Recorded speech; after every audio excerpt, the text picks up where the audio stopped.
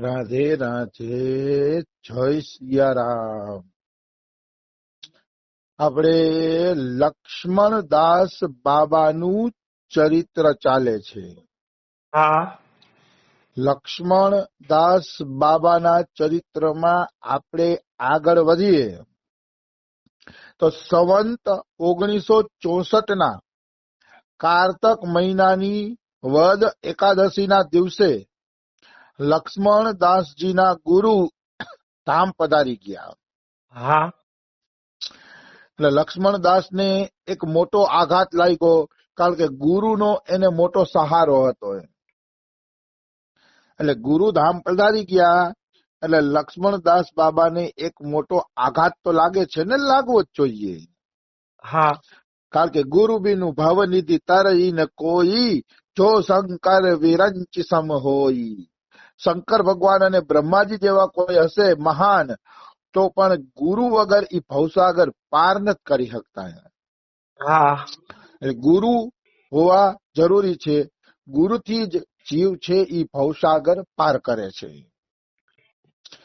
ગુરુ છે ને નૌકાનો કર્ણધાર છે. આપણું શરીર છે એ નૌકા છે, અને ગુરુ એનો કર્ણધાર છે.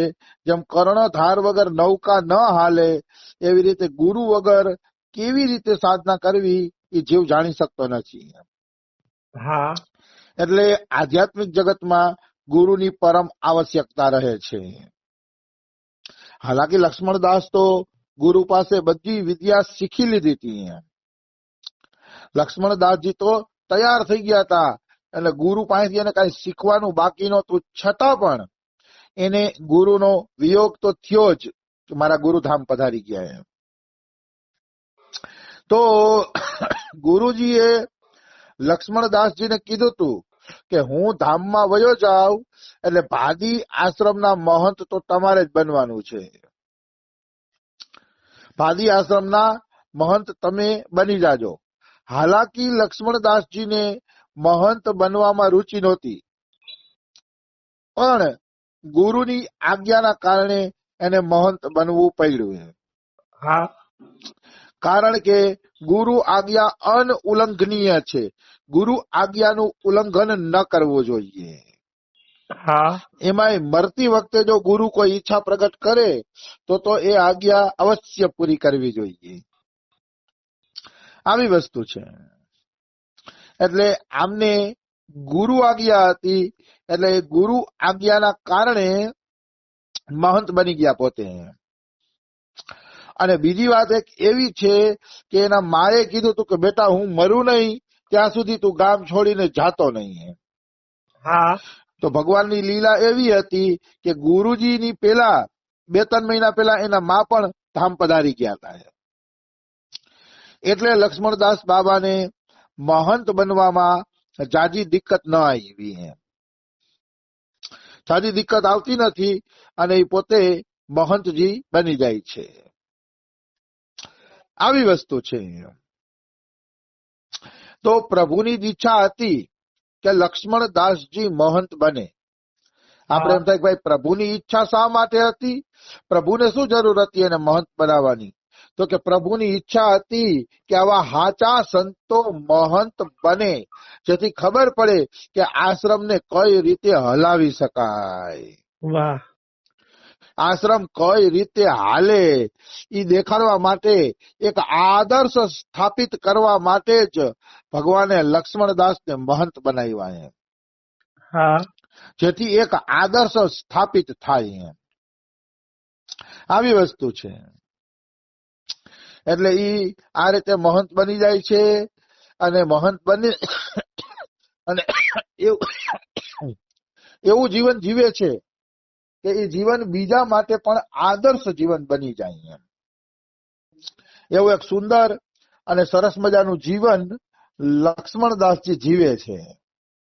હા અને ખરેખર કોઈ આશ્રમમાં મહંત બને તો એને ભજન પૂજનમાં એવી રીતે જીવન વ્યતીત કરવું જોઈએ કે બીજાને લાગે કે નહીં, આને મહંતાઈપણાનો રોગ નથી, હા એવું લાગવું જોઈએ. આવી વસ્તુ છે. તો લક્ષ્મણદાસ બાબા મહંત બની ગયા. અને મહંત હોવા છતાં પણ એ એમ જ માનતા કે હું આશ્રમનો સેવક છું, મહંત નથી. વાહ. આશ્રમની અંદર સેવકના ભાવથી ઈ રહેતા. તો શાસ્ત્રમાં પણ કીધું છે સેવક સેવ્ય ભાવ બિનુ ભવન તરિય ઉર્ગારી ભજીએ રામ પદ પંકજ અસ સિદ્ધાંત વિચારી. રામચરિત માનસમાં તુલસીદાસજીએ કીધું છે હા. કે સેવક સેવ્ય ભાવ બિનુ, ભગવાન મારા સેવ્ય છે એટલે મારા સ્વામી છે અને હું ભગવાનનો સેવક છું. આ સેવક અને સેવ્ય ભાવ વગર કોઈ વ્યક્તિ ભવસાગર તરી શકતું નથી. બિલકુલ. ચાહે કોઈ વ્યક્તિ ગમે એટલા માથા પછાડે, પણ જ્યાં સુધી ભગવાનને સ્વામી નહીં માને અને પોતે એનો દાસ નહીં બને ત્યાં સુધી ભવસાગર તરી શકશે નહીં. હા. અહીંયા કોઈ પ્રશ્ન કરે કે નિત્ય વિહારમાં તો સખીઓ રાધા રાણીને સખી માને છે, સ્વામીની માનતા નથી. તો કે ઈ તો રાધાજી એને બડાઈ આપે અને પોતાના માને અલગ વાત છે એમ. પણ ન્યાય સખીઓ રીએ છે તો દાસ ભાવે જ કે અમે પ્રિયાજીની સતત સેવા કરી રાખીએ. હા. દાસ ભાવ તો ન્યાય છે. દાસ ભાવ વગરનો કોઈ ભાવ હોય જ ન શકે. હા. કોઈ મનુષ્ય એમ કહે છે કે મારે ભગવાનની સેવા નથી કરવી અને ભગવાન પાસે પહોંચવું છે, તો ઈ કદાપી સંભવ નથી. હા. બધાય ભાવની અંદર ભગવાનની સેવા એટલે કે દાસ્ય ભાવ મુખ્ય રહેશે. પછી ભગવાન એની તરફથી આપણે મિત્ર માને કે સખી માનીને રસ આપે એ આખી અલગ વાત થઈ ગઈ, પણ તમારે તો દાસ્ય ભાવ રાખવો જ પડશે. દાખલા તરીકે દાસ્ય ભાવમાં તો દાસ્ય હોય જ છે, બરોબર. પછી વાત્સલ્યમાં હું દાસ્ય ભાવ નથી. આખો દિવસ મા પુત્રની સેવા કરશે. હા. પુત્રને નવડાવશે, પુત્રને ધોવડાવશે, પછી પુત્રને કપડા પહેરાવશે, માથું ઓળવી દેશે. આખો દી મા પુત્રની સેવામાં લાગેલી છે. તો શું છે? દાસ્ય ભાવ છે. દાસ્ય ભાવ બધાયમાં ફરજિયાત છે. સખ્ય ભાવમાં શું છે? સખાઓ એકબીજાની સેવા કરે જ છે. ભાગવતમાં આવે છે કે કૃષ્ણ બપોરે લીલા કરીને થાકી ગયા ને, એટલે સખાઓ એને પાંદડું ને એવું ડુલાવી અને એને આનંદ આપવા માંડ્યા. હા. પાંદડાનો પંખો કરીને હવા નાખવા માંડ્યા. કોઈ સખો કાનુડાના પગ દબાવવા માંડ્યો, એટલે સેવા કરવા માંડ્યા કાનુડાની. સખ્ય ભાવની અંદર પણ સેવા છે.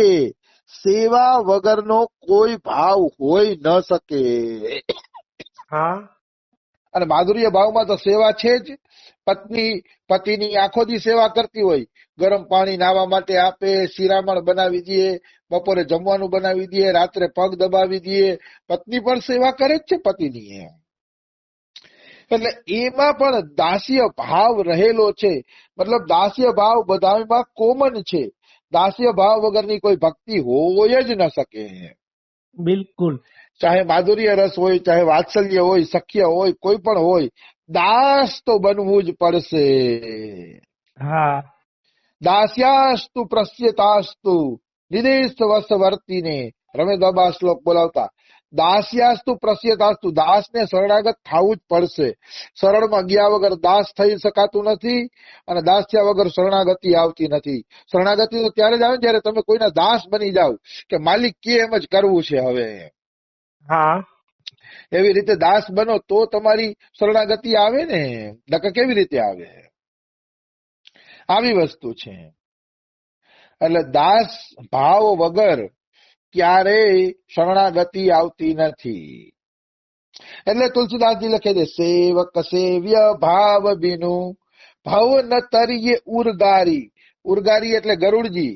કાક ભુસુંડીજી કે છે, હે ગરુડજી, સેવક સેવ્ય ભાવ વિના કોઈ ભવસાગર પાર થઈ શકતું નથી. ભજીએ રામ પદ પંકજ, જો રામના ચરણનું ભજન કરવું હોય ને તો પેલા અસ સિદ્ધાંત વિચારી, પેલા એ સિદ્ધાંત વિચારી લેજો કે તમે રામના બાપ થવા માટે ભજન નથી કરતા, દાસ થવા માટે ભજન કરો છો, પછી રામની ભક્તિ મળશે તમને. આવી વસ્તુ છે.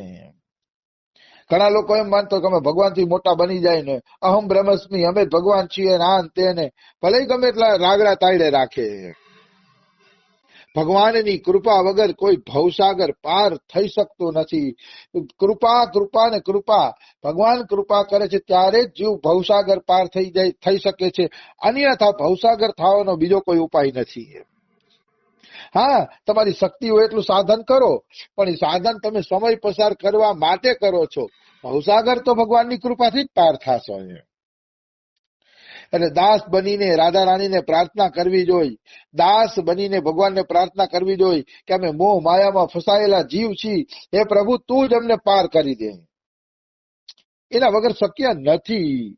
કોઈ માને ચાહે ન માને, પણ ઈશ્વરનું ભજન તો દાસ ભાવે જ થઈ શકે છે. પ્રાર્થનાથી જ જીવ પાર નીકળી શકે છે. બિલકુલ. તો લક્ષ્મણદાસજી આશ્રમના મહંત હોવા છતાંય પોતાની જાતને સેવક માનતા અને મંદિરના ઠાકોરની પણ સેવા કરતા અને અહીંયા આશ્રમમાં ઝાડુ બુહારું લગાડવાની સેવા પણ પોતે કરતા. હા. સ્વયં પોતે વૈરાગ્યથી રહેતા. એક લંગોટી અને ચાદર માત્ર ધારણ કરતા લક્ષ્મણદાસ બાબા. હા. આને મહંત કહેવાય કે મહંત હોવા છતાંય લંગોટી અને ચાદરમાં જ ખુશ છે. એનાથી આગળ આશ્રમમાં જાજો વૈભવ આવે છે તો એ સાધુ સંતોની સેવાની પાછળ ખર્ચી નાખે છે. પોતે કઈ વૈભવમાં રહેતા નથી. પોતે તો ખાલી એક વખત 60 નો આહાર કરતા, 60. અને એમ કે છે કે પાર્વતીજીએ એને કીધું તું કે લક્ષ્મણદાસ બાબા હવે તમે 60 ખાઈને જ જીવન જીવજો. એટલે લક્ષ્મણદાસ બાબા થોડુંક 60 ખાય અને